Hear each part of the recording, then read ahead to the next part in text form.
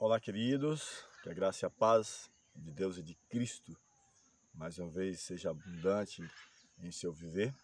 Hoje, dando sequência à nossa série de estudos, as profecias do Apocalipse, vamos falar sobre as bem-aventuranças, ou quem o Apocalipse considera como feliz.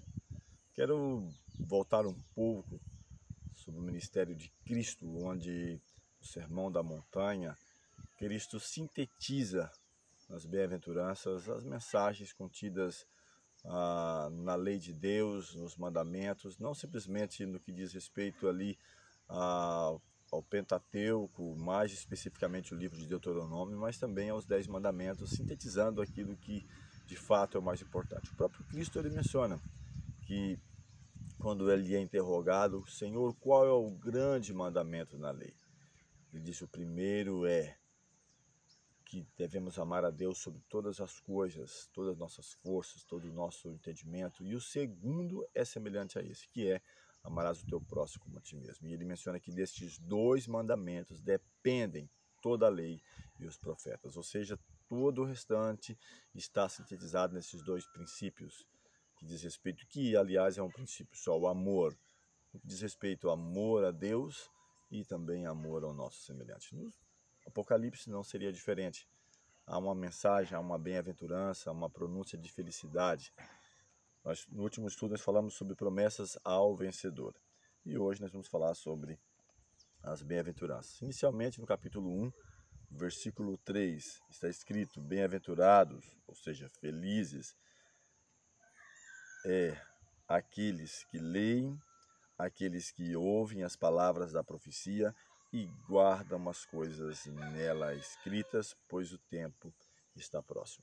Quando fala aqui, bem-aventurado aqueles que leem, não está simplesmente falando daqueles que têm a habilidade da leitura, de poder pegar o texto ali do Apocalipse ou qualquer outro livro e ler, mas também de uma forma específica aqueles que faz no passado, naquele contexto de leituras públicas, que estava incumbido dessa mensagem, ou mesmo hoje, que se propõe a conhecer, compreender e a poder transmitir a mensagem. Então, bem-aventurado aqueles que leem, que fazem essa explanação em público para que as pessoas possam entender. Então, inicialmente a esses.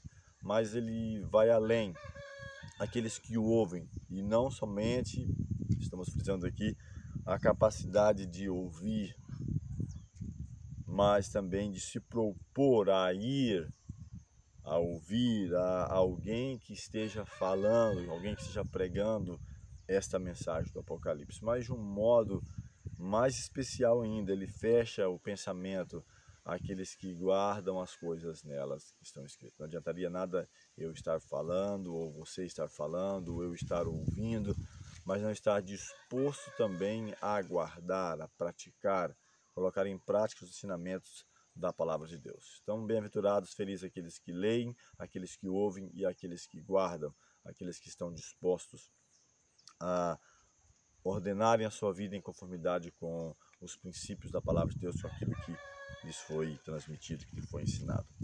Avançando um pouco mais ainda, Apocalipse 14, versículo 13, uma outra bênção, uma bem-aventurança, onde ele diz que é feliz os que recebem essa mensagem.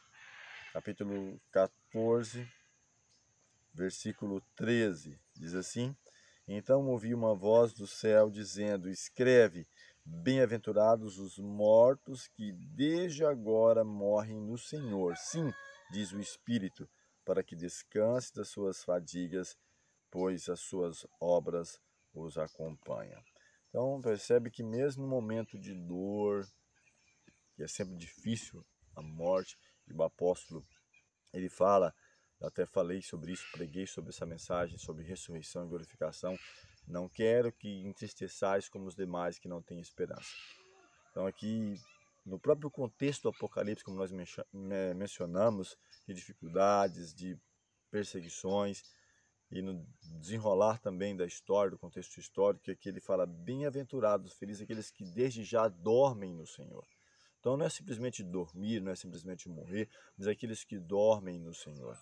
porque essas pessoas estão garantidas, estão seguras e o aguardam para a ressurreição, para uma nova vida, a transformação e a vida eterna que o Senhor promete. Então, bem-aventurados, felizes os que desde já dormem no Senhor. Em cada geração, aqueles que dormem no Senhor, esses são felizes. E ele menciona nesse contexto, ele fala: descansa das suas fadigas, descansa dos seus trabalhos e as suas obras o seguirão. Vão seguir, vão testificar dele. Capítulo 16, versículo 15, também tem uma outra mensagem que diz assim: eis que venho como vem o ladrão. Bem-aventurado aquele que vigia e guarda suas vestes, para que não ande nu e não se veja a sua vergonha. Então aqui ele está falando da volta, do retorno. E assim como o ladrão, ele não menciona, ele não te manda uma mensagem pelo WhatsApp, uma ligação, ou uma mensagem escrita falando: olha, tal dia eu vou estar aí em sua casa para roubar você. Ele não faz isso.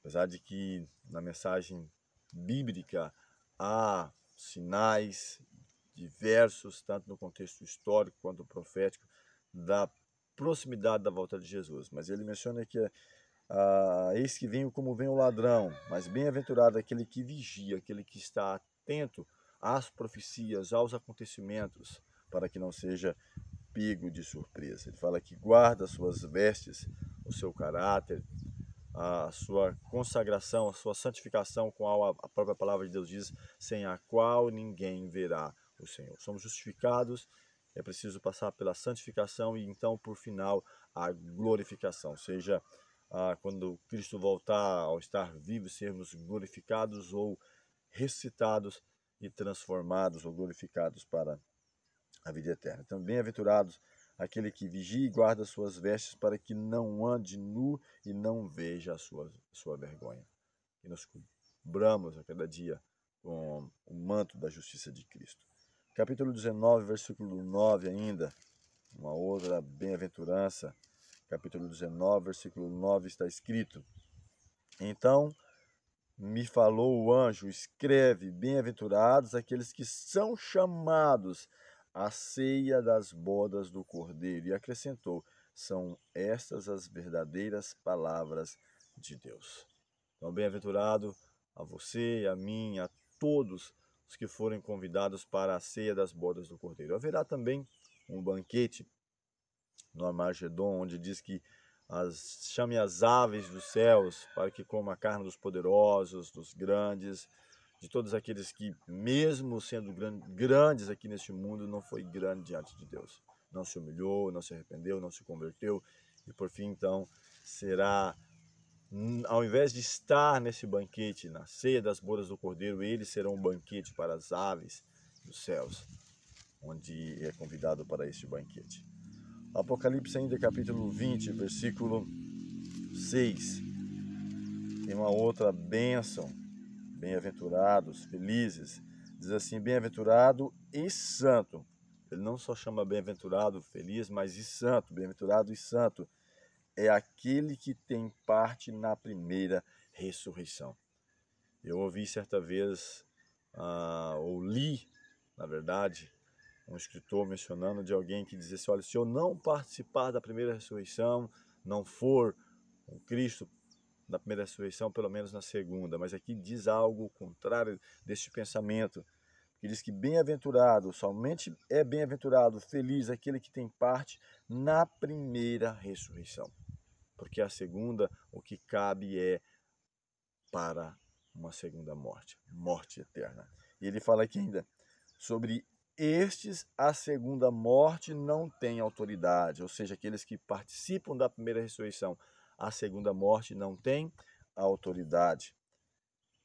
Pelo contrário, serão sacerdotes de Deus e de Cristo e reinarão com ele os 1000 anos. Então, olha que mensagem interessante para você e para mim. E devemos batalharmos a cada dia para fazermos partes da primeira ressurreição, caso tenhamos descansado, como foi feita uma promessa lá, bem-aventurado, feliz aqueles que desde já dormem no Senhor, para que descansem seus trabalhos, suas obras o sigam, ou se permanecermos vivos para a volta de Jesus, sermos glorificados, transformados. Capítulo 22, versículo 7, ele diz ainda: eis que venho sem demora, bem-aventurado é aquele que guarda as palavras da profecia desse livro. Ele vem sem demora. Bem-aventurado, feliz, você, eu, todos nós, aqueles que é dado o privilégio de conhecer as profecias deste livro. Bem-aventurado aqueles que guardam. Por isso que nós iniciamos lá, bem-aventurado aqueles que leem, que está a explanar, que está a pregar, ou mesmo fazendo a leitura por si mesmo para procurar entender. Bem-aventurado aqueles que ouvem e bem-aventurado aqueles que guardam a mensagem, a profecia, porque o tempo está próximo. O versículo 14 que ainda diz, fechando esse pensamento das bem-aventuranças, os felizes no Apocalipse, bem-aventurados aqueles que lavam as suas vestiduras no sangue do Cordeiro, para que lhes assista o direito à árvore da vida e entre na cidade pelas portas. Nessa cidade que foi prometida, e o apóstolo até escreveu, o apóstolo Paulo, nós não temos aqui cidade permanente, mas buscamos aqui a de vir. Por mais grandiosa que tenha sido, grandes civilizações, potências mundiais, elas passaram e as que ainda existem passarão. Somente esta permanecerá para a eternidade. E ele diz aqui, essa mensagem para nós, para mim e para você: bem-aventurados aqueles que lavam as suas vestiduras. Então eu preciso lavá-las no sangue do Cordeiro, não é pelos meus méritos, não é pelos seus méritos, não é por nossas obras. Aqueles que lavam as suas vestes no sangue do Cordeiro, para que lhes assista o direito à árvore da vida. Somente assim, ao sermos transformados pelo sangue de Cristo, pelo que Cristo fez em minha vida, eu vou ter direito à árvore da vida. E ele fala que entre na cidade pelas portas. Aqui não tem como você saltar um muro de outra forma, mas sim entrar pelas portas, que elas se abram para que você e eu venhamos estar ali. Que o Senhor o abençoe ricamente, nos abençoe. Nosso próximo estudo vamos falar sobre as fases do Apocalipse, desde que a sua fase inicial, onde diz que é a revelação de Jesus Cristo, a qual Deus lhe deu, e quantas fases ela passa até chegarmos a mim e a você, tal qual nós temos o privilégio de lê-la na palavra de Deus. Vamos orar e agradecer a Deus mais uma vez. Eterno Deus, bondoso Pai, graças te rendemos pelo teu cuidado, tua proteção, pela oportunidade de podermos meditar na tua palavra, no último livro da Bíblia, Apocalipse, as profecias, e aprendermos das bênçãos, as bem-aventuranças ou felizes são as pessoas que ouvem, que guardam e cada dia procuram se ordenar ou organizar a vida de conformidade com seus ensinos e permitindo que o Senhor opere em nós tanto querer quanto realizar. Dá-nos a tua graça, a tua paz a cada dia, nos conceda a unção do teu Santo Espírito. São bênçãos que te pedimos e agradecemos em nome de Jesus. Amém.